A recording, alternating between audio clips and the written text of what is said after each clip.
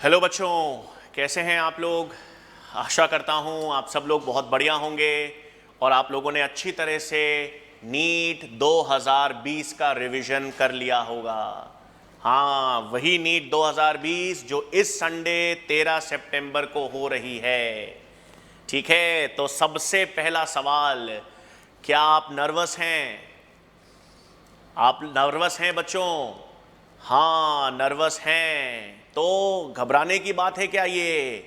नहीं। क्यों नहीं घबराने की बात है भाई? क्योंकि आप अकेले नर्वस नहीं हैं। हर वो स्टूडेंट जो नीट 2020 इस 13 सितंबर को देने वाला है, वो हर स्टूडेंट नर्वस है। आप अकेले नहीं हैं बच्चों, इस समय हर स्टूडेंट नर्वस है। नर्वस होना परफेक्टली नॉर्मल है इस समय बच्चों। हाँ सर, क्या कह रहे हो, नर्वस होना नॉर्मल है? हाँ बच्चों, इस समय जिस भी व्यक्ति या जिस भी स्टूडेंट ने ईमानदारी से साल, इनफैक्ट 1.5 साल से मेहनत की है, जो लगातार मेहनत कर रहा है, जिसकी अपेक्षाएं इस एग्ज़ाम से जुड़ी हुई हैं, हर वो स्टूडेंट नर्वस है बच्चों। हर वो स्टूडेंट, जिसमें आप शामिल हैं, जिसमें लाखों स्टूडेंट शामिल हैं, सब नर्वस हैं। तो अगर एक एग्ज़ाम के लिए सब नर्वस हैं तो ये नॉर्मल कंडीशन है। नर्वस हैं इसीलिए पेपर अच्छा देकर आओगे। तो अगर आप नर्वस हैं और आपके साथ सभी स्टूडेंट्स नर्वस हैं तो ये बिल्कुल परफेक्टली नॉर्मल चीज़ है। हाँ, तो नर्वसनेस के बाद आगे चलें तो अभी इन दिनों में, हाँ, क्योंकि कुछ ही दिन बाकी हैं नीट एग्जाम्स में, इसका मतलब ये है कि कई सारे विचार दिमाग में चल रहे होंगे, है ना। बताऊं कौन कौन से विचार आपके दिमाग में चल रहे होंगे? सर पेपर कैसा आएगा इस बार? इस बार तो सर पैंडेमिक था, कोरोना था, इस बार पेपर कैसा आएगा?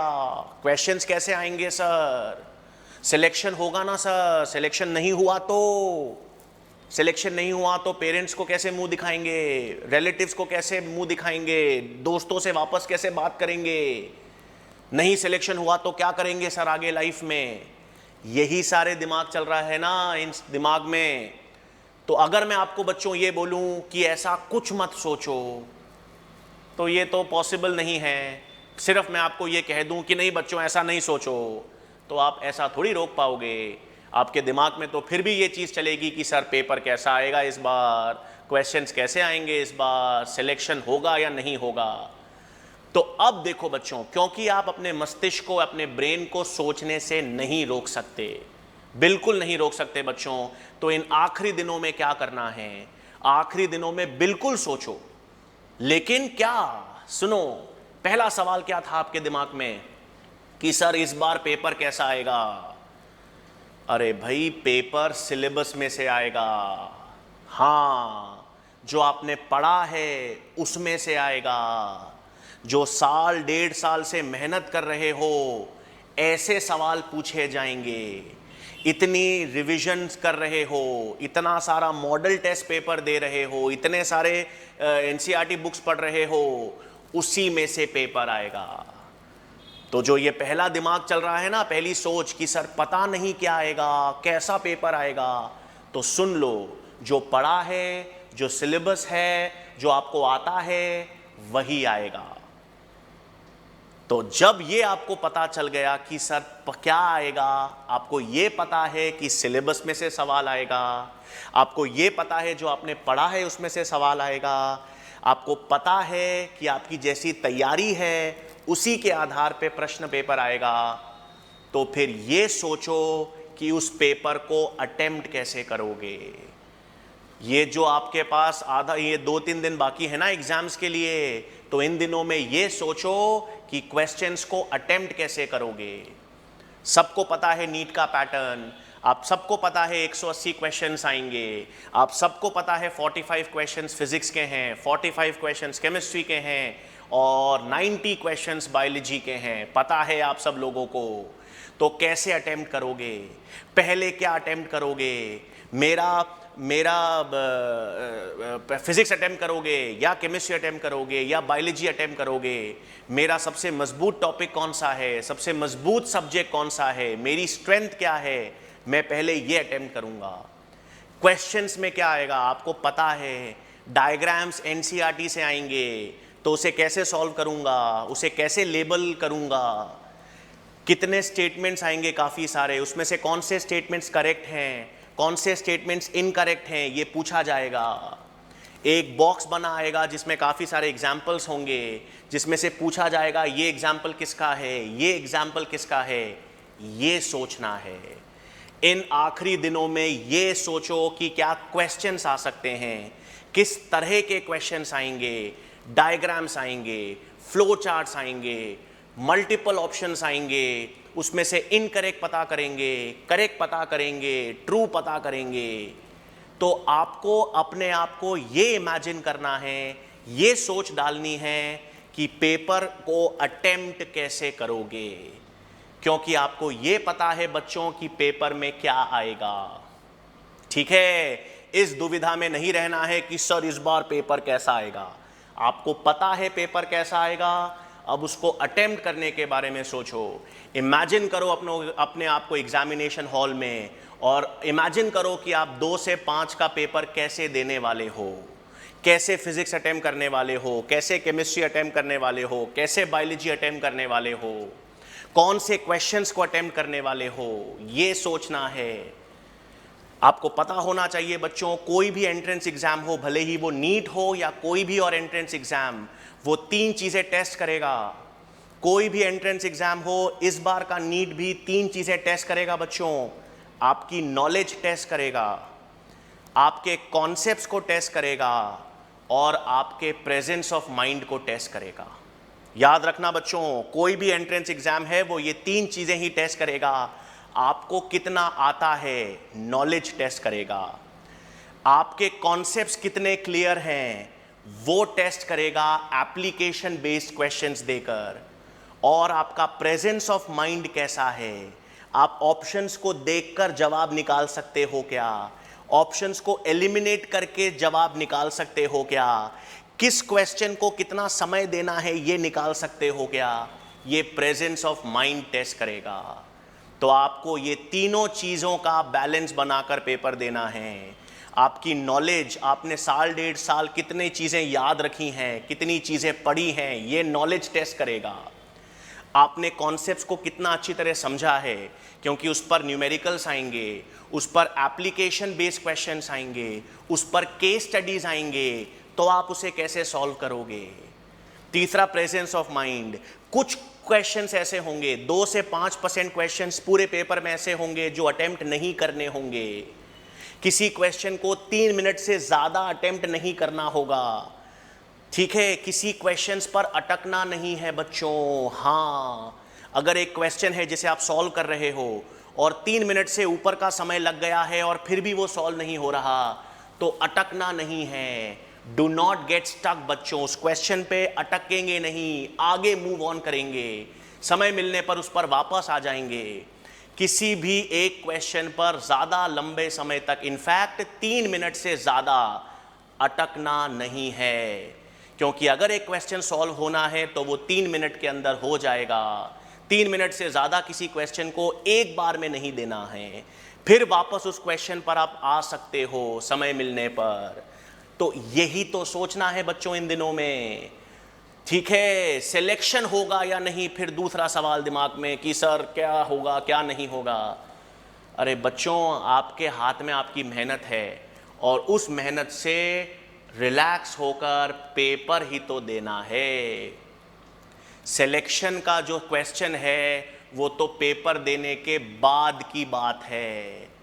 इस समय कैसे सोच लोगे कि सिलेक्शन होगा या नहीं?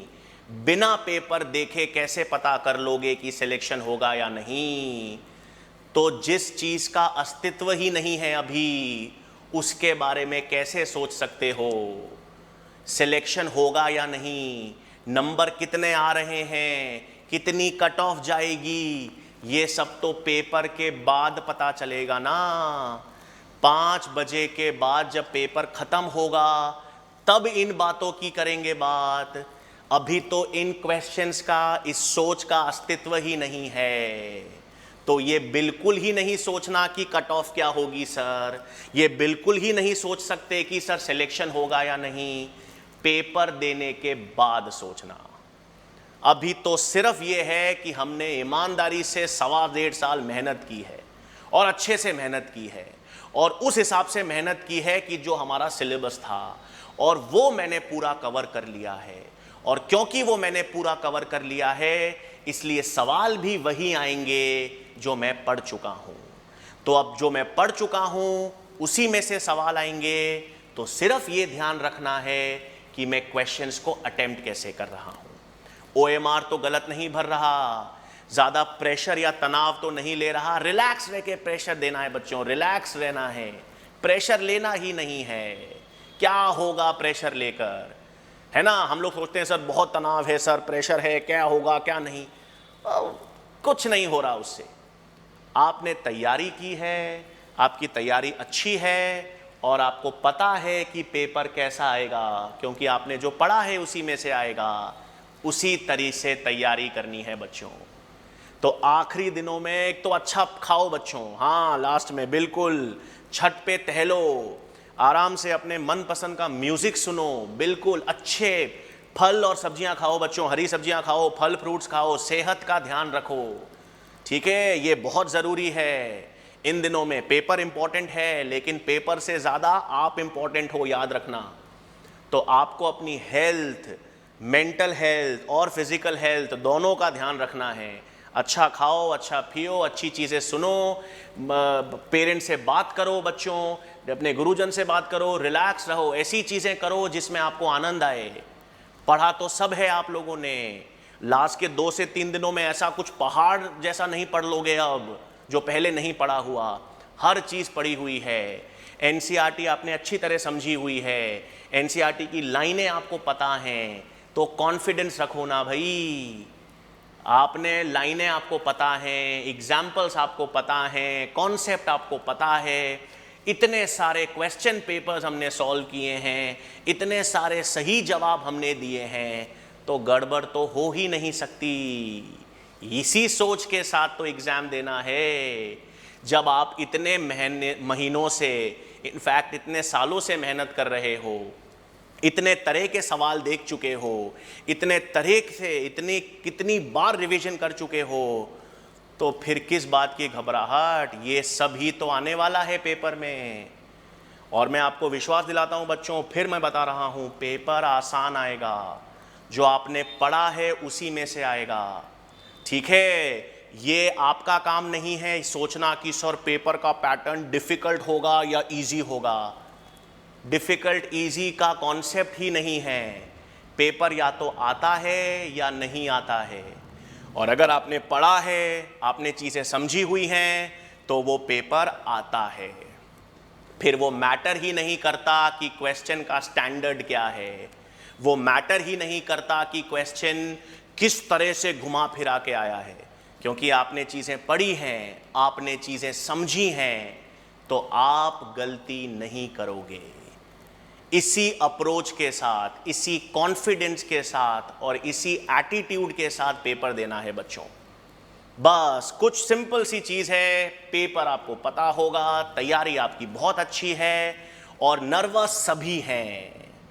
और इस समय रिजल्ट के बारे में नहीं सोच सकते, इस समय कट ऑफ के बारे में नहीं सोच सकते, इस समय सिलेक्शन के बारे में नहीं सोच सकते।